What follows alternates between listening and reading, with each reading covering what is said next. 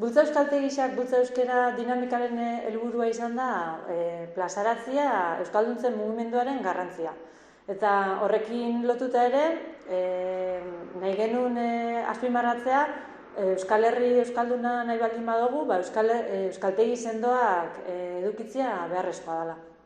Horren harira, gure partetik, mila esker, txantxaselain egin genuen ekitaldira etorri zinaten guztioi.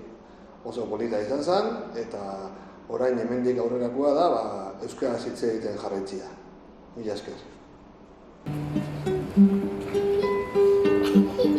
Euskal Herrian euskaraz, nahi dugu hitz eta jolas, lan eta bizi euskaraz eta hortara goaz.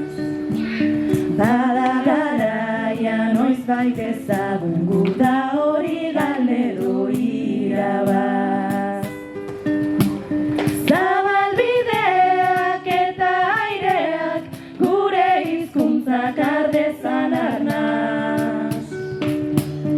Bada garaia noizbait ezagun